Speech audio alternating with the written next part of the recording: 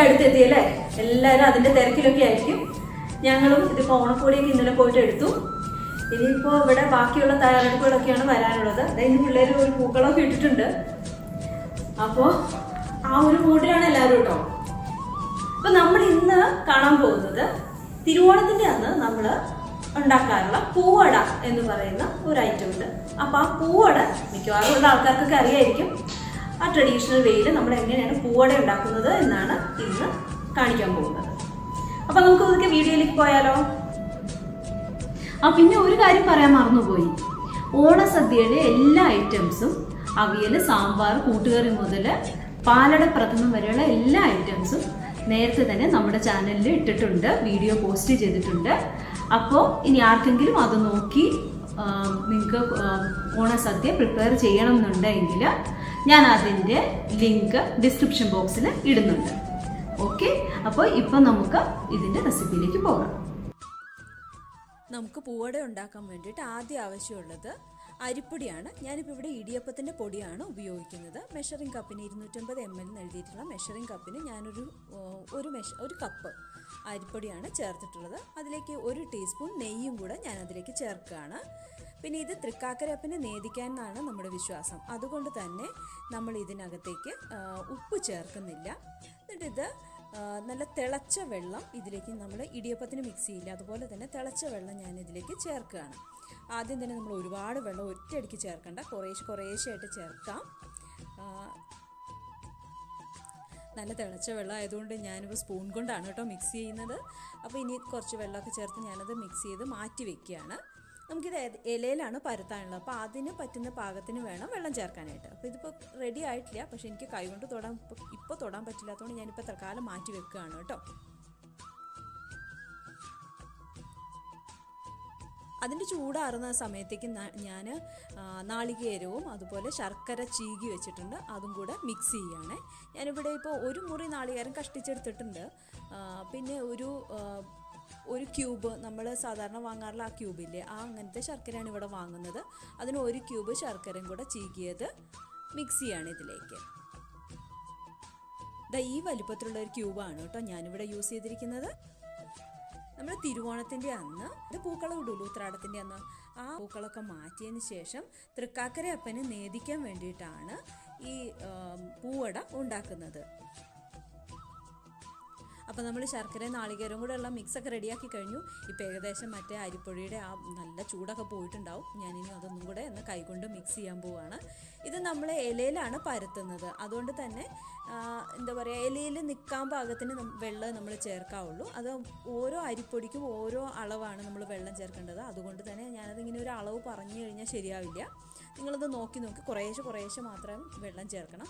ഇത്ര നേരം നമ്മൾ ചൂടുവെള്ളമാണല്ലോ ആദ്യം ചേർത്തത്, അതായത് ചൂടുവെള്ളമല്ല തിളച്ച വെള്ളമാണ് ചേർത്തത്. പക്ഷേ ഇനി നമുക്ക് ബാക്കി അഡ്ജസ്റ്റ്മെൻറ്റിന് വേണ്ടിയിട്ടുള്ളത് പച്ചവെള്ളം ചേർക്കേണ്ട ആവശ്യമുള്ളൂ കേട്ടോ. ഞാനിത് നോക്കി പാകത്തിന് പച്ചവെള്ളം ഇതിനകത്തേക്ക് ചേർക്കുകയാണ്.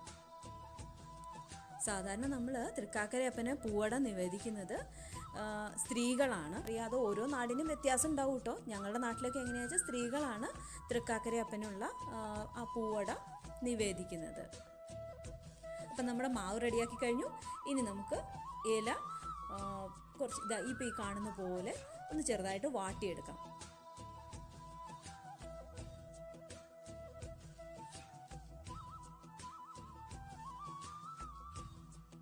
അത് കഴിഞ്ഞിട്ട് ഇതിൽ ഞാൻ ചെറുതായിട്ടൊന്ന് ഓയിൽ പുരട്ടുന്നുണ്ട്. അതിൽ മാവ് പുരട്ടി കഴിയുമ്പോൾ അത് വിട്ടു പോരാൻ ഈസി ആക്കാൻ വേണ്ടിയിട്ടാണ് നമ്മൾ ഓയിൽ പുരട്ടുന്നത്. എന്നിട്ട് നമ്മൾ ഈ വീഡിയോയിൽ കാണുന്ന പോലെ കനം കുറച്ച് ഈ അരിമാവ് ഇലയിൽ റൗണ്ടിൽ പരത്തുക. അപ്പം ഇലയിൽ നിറച്ച് നമ്മൾ പരത്തണ്ട, ഏകദേശം ഒരു 1/4 ഭാഗം മതി. ബാക്കി ഭാഗം നമുക്ക് ഫോൾഡ് ചെയ്യാൻ വേണ്ടിയിട്ട് സ്പേസ് കൊടുക്കണം.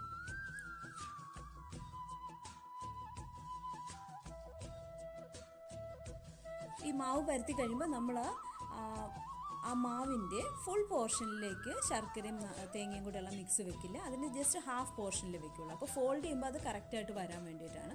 എന്നിട്ട് ഇങ്ങനെ ഈ കാണുന്ന പൊസിഷനിൽ തന്നെ നമ്മൾ ഫോൾഡ് ചെയ്യുക. ഇത് കൃത്യമായിട്ട് ഇതിനകത്ത് കാണിക്കുന്നുണ്ട്, അത് നോക്കി തന്നെ ചെയ്തോളൂ കേട്ടോ. ഇങ്ങനെ തന്നെ നമ്മൾ ഫോൾഡ് ചെയ്യണം.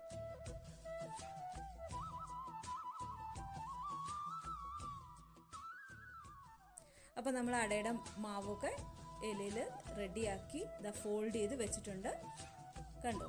ഇനി നമ്മൾ ഞാനിപ്പോൾ ഇവിടെ സ്റ്റീമറാണ് യൂസ് ചെയ്യുന്നത്. സ്റ്റീമറോ അല്ലെങ്കിൽ ഇപ്പോൾ ഇഡ്ഡലി പാത്രമാണ് ഉള്ളതെങ്കിൽ അതിലോ നമുക്കിത് ആവിക്ക് വെച്ച് വേവിക്കണം. എൻ്റെയൊക്കെ വീട്ടിൽ തിരുവോണത്തിൻ്റെ അന്ന് രാവിലെ എങ്ങനെയാണെന്നറിയോ?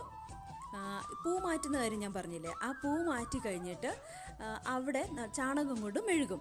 എന്നിട്ട് നമ്മൾ കുടയില്ലേ, തുമ്പപ്പൂവിൻ്റെ ആ ഒരു മുകളിലത്തെ പോർഷൻ കുറച്ച് ഭാഗം കട്ട് ചെയ്ത് കുറേ എണ്ണത്തിൻ്റെ കട്ട് ചെയ്ത് എടുക്കും. അതിങ്ങനെ ഒരുമിച്ച് അതും നമ്മൾ കളക്ട് ചെയ്ത് തലേദിവസം തന്നെ നമ്മൾ വെക്കുക. എന്നിട്ട് ഓണത്തപ്പനെ ഉണ്ടാക്കും. ഓണത്തപ്പനെ നമ്മൾ മണ്ണ് കുഴച്ച് അതും കൊണ്ടാണ് ഉണ്ടാക്കുന്നത്. അതോടൊപ്പമാണ് നമ്മൾ ഈ പൂവട നിവേദിക്കുന്നത്. ഇപ്പോൾ ദാ ഒരു 15 മിനിറ്റ്സ് ഒക്കെ ആയിട്ടുണ്ട്. ഇപ്പം നമ്മുടെ പൂവട വെന്തിട്ടുണ്ടാവും. നമുക്ക് പതുക്കെ ഇതൊന്ന് ചെക്ക് ചെയ്യാം കേട്ടോ. ഇത് ഭഗവാനെ നിവേദിക്കാനായിട്ടുള്ളതായതുകൊണ്ട് നമ്മൾ ഒന്ന് നോക്കുന്നതേ ഉള്ളൂ, പൊട്ടിച്ച് നോക്കുകയുള്ളൂ, നമ്മളത് കഴിച്ചു നോക്കുന്നില്ല കേട്ടോ.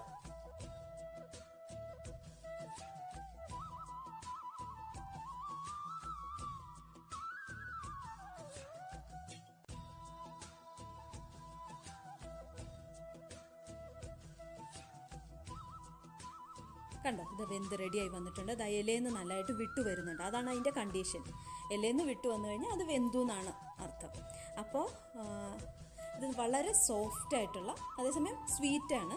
കാരണം നാളികേരവും ശർക്കരയാണല്ലോ, അപ്പോൾ നല്ല സ്വീറ്റുമാണ്. അപ്പോൾ ഇങ്ങനെയാണ് നമ്മൾ പൂവട ഉണ്ടാക്കുന്നത്. അപ്പോൾ നമ്മുടെ പൂവട റെഡി ആയി കഴിഞ്ഞു കേട്ടോ. കണ്ടില്ലേ? വളരെ സിമ്പിളായിട്ട് ഉണ്ടാക്കാവുന്നേ ഉള്ളൂ.